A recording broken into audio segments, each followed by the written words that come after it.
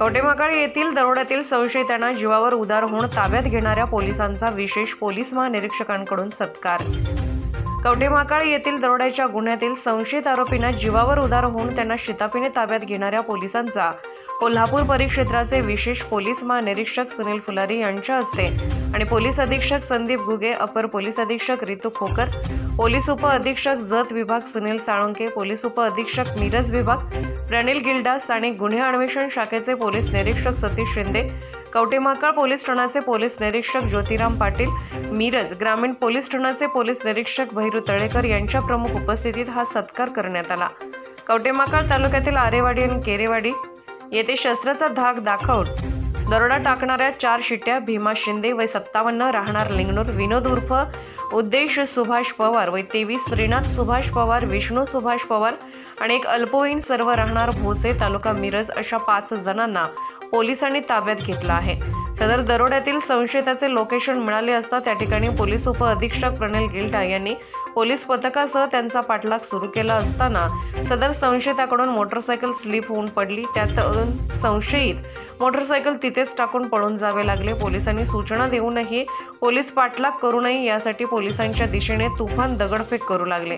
त्यामुळे पोलिसांच्या जीविताचा विचार करून उपअधीक्षक प्रणिल गिल्डा यांनी त्यांच्या सर्व्हिस रिव्हॉल्व्हरमधून दरोडेखोरांच्या दिशेने हवेत फायर केले व संशयितांचा पाठलाग सुरू केला। यात एकाला शिताफीने घातक हत्यारानिशी ताब्यात घेण्यात आले व उर्वरित संशयितांना वड्डी, पाडगाव व भोसे या ठिकाणाहून पोलिसांनी वेगवेगळ्या टीम तयार करून छापा टाकून डोंगर जंगल या भागातून 8 ते 9 तास पाठलाग करून त्यांना ताब्यात घेण्यात आले। सदरची कारवाई सुरू असताना चिखल वाट निसरडी झाली असताना सुद्धा पोलिसांनी त्यांना सदर गुन्ह्यात अटक केली तर न्यायालयासमोर उभे केले असता माननीय न्यायालयाने त्यांना 5 दिवसांची पोलीस कोठडी सुनावली असल्याची माहिती कोल्हापूर परिक्षेत्राचे विशेष पोलीस महानिरीक्षक सुनील फुलारी यांनी मिरजेत पत्रकार परिषदेत माहिती दिली आहे। तर मिरज तालुक्यातील निलजी येथे जबरी चोरी करून शेतमजूर महिलेवर बलात्कार केलेल्या गुन्ह्यातील संशयित आरोपीबाबत योग्य माहिती मिळाली असून या गुन्ह्यातील आरोपींना लवकरच ताब्यात घेणार असल्याची माहिती विशेष पोलीस महानिरीक्षक सुनील फुलारी यांनी पत्रकार परिषदेत दिली आहे। आज आपण मिरज ग्रामीण पोलीस स्टेशन येथे आमच्या कर्मचाऱ्यांनी जी काही चांगली कामगिरी केली आणि 2 गंभीर गुन्हे उघडकीस आणण्यासाठी मुलाची मदत केली, धाडस आणि तत्परता दाखवली, त्यांचा सत्कार करण्यासाठी भेट दिलेली आहे।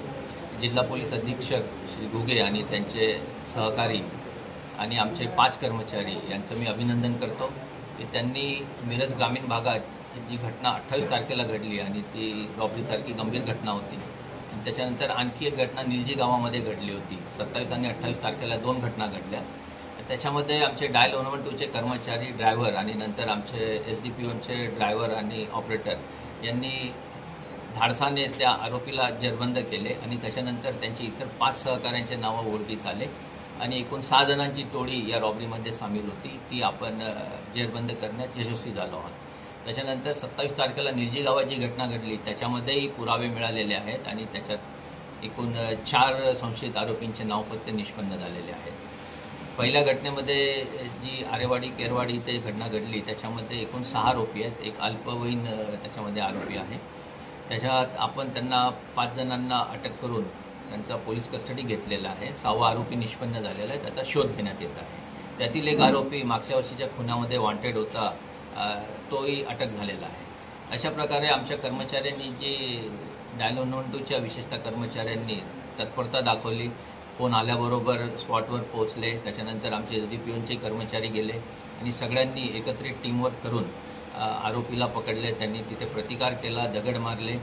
या सगळ्या घटनामुळे पोलिसांना चांगलं प्रोत्साहन मिळावं, आमच्या इतर कर्मचाऱ्यांनी त्याच्यातून काही बोध घ्यावा यासाठी आम्ही त्यांना रोख बक्षीस आणि प्रशंसापत्र देऊन गौरव केला।